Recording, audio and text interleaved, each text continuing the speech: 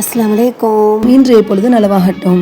இப்போ நான் என்ன பார்சல் ஓப்பன் பண்ணிக்கிட்டு இருக்கேன்னு பார்த்தீங்கன்னா கிளி பரோட்டா.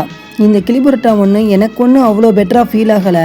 அதுக்கு கொத்து பரோட்டாவே பெஸ்ட்டுங்கிற மாதிரி தான் இருந்துச்சு. ஏன்னா இது சிக்கன் குழம்பை போட்டு பரட்டி தந்த பரோட்டா மாதிரி தான் எனக்கு இருந்துச்சு. ஓகே, வாங்க இன்றைக்கி டாப்பிக்கில் போகலாம். இன்றைக்கி டாபிக் என்னன்னு பார்த்தீங்கன்னா ஹஸ்பண்ட் அண்ட் ஒய்ஃப், கணவன் மனைவிக்குள்ளே சண்டைகள் வராமல் எப்படி நம்ம தடுக்கலாம், குறைக்கலாம். இதில் 5 பாயிண்ட்ஸ் சொல்கிறேன், கேளுங்க. அதில் லாஸ்ட்டாக 5th பாயிண்ட் ரொம்ப முக்கியமானது, கேளுங்க. ஃபஸ்ட்டு பாயிண்ட் என்னென்னு பார்த்தீங்கன்னா எல்லாருக்கும் தெரிஞ்ச பாயிண்ட் தான், விட்டு கொடுக்கறது. விட்டு கொடுப்பவர் கெட்டு போவதில்லை அப்படிங்கிற மாதிரி ஒருவருக்கொருவர் விட்டு கொடுத்துக்கணும். எதை விட்டு கொடுக்கணும்னா, நம்ம தேவையில்லாமல் கோவப்படுறோம்ல, அந்த கோவத்தை விட்டு கொடுத்துடணும். அப்புறம் ஈகோவை விட்டு கொடுக்கணும். நீ என்ன சொல்கிறது, நான் என்ன கேட்குறது, அந்த ஈகோவை விட்டு கொடுத்துடணும். இது செகண்ட் பாயிண்ட் என்னென்னு பார்த்தீங்கன்னா, அவங்க ஹாப்பினஸ்க்கு நம்ம ஸ்பேஸ் கொடுக்கணும். எக்ஸாம்பிள், இப்போ ஆம்பளைங்கன்னு பார்த்தீங்கன்னா அவங்க எதை பெட்டராக ஃபீல் பண்ணுவாங்கன்னா, அந்த ஃப்ரெண்ட்ஸ் கூட போய் ஜாலியாக பேசிட்டு வர்றது, அப்புறம் அவங்க ஃபேமிலி, அவங்க அம்மா, அக்கா, தம்பி, தங்கச்சின்னு அவங்க கூட டைம் ஸ்பெண்ட் பண்ணுறது அவங்க ஹாப்பியாக ஃபீல் பண்ணுவாங்க.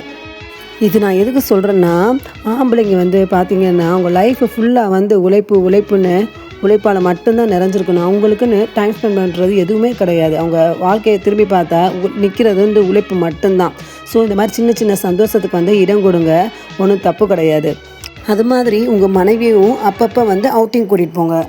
இந்த தேர்ட் பாயிண்ட் என்னென்னு பார்த்தீங்கன்னா, கொஞ்சம் நடிக்கணும். இப்போ ஹஸ்பண்டுக்கு ரொம்ப கோவம் வருது அப்படின்னா, நம்ம வாய்க்கு வாய் ஆர்குமெண்ட்ஸ் பண்ணாமல் கொஞ்சம் பயப்படுற மாதிரி நடிக்கணுங்க. நம்ம அவங்களுக்கு பயந்த மாதிரி நடித்தா அவங்க என்ன ஃபீல் பண்ணுவாங்கன்னா, என்ன செய்வாங்க, ஓகே நம்ம இவ்வளோ திட்டுறோம், பாவம் இது அமைதியாக தான் இருக்குது, நம்மளை எதிர்த்து கூட பேசலை அப்படின்ட்டு அவங்க மனசே மாற வாய்ப்பு இருக்குது. இந்த பாயிண்ட்டை நான் கண்டிப்பாக ஃபாலோ பண்ணுவேன். கோவம் முடிஞ்சதுக்கப்புறம் நம்ம திட்டிக்கிடலாம். சொல் பேச்சு கேட்கலைன்னா ஒரு பாயசத்தை போட்டுற வேண்டியதான். 4th பாயிண்ட் என்னென்னு பார்த்தீங்கன்னா, விரலுக்கு தக்கன வீக்கம்னு சொல்கிற மாதிரி நம்ம ஹஸ்பண்டோட சேலரி எவ்வளவோ அதுக்குள்ளே நம்ம செலவு பண்ண கற்றுக்கிறணும். அடுத்தவங்க லைஃப்பை பார்த்து கம்பேர் பண்ணி நம்ம வாழ நினச்சோம்னா அது பெரிய நஷ்டம். யாருக்குன்னு பார்த்தீங்கன்னா நமக்கு தான். அதில் மெயினாக அடியாகிறது உங்களுடைய கணவன் தான். 5th பாயிண்ட் ரொம்ப முக்கியம்னு சொன்னேன்ல, லாஸ்ட் பட் நாட் லீஸ்ட்டுங்கிற மாதிரி, நீங்கள் என்ன தான் ஏகப்பட்ட ரூல்ஸை ஃபாலோ பண்ணாலும் கணவன் மனைவி அப்படின்னாலே அதுக்கு மீனிங் சண்டை தான்.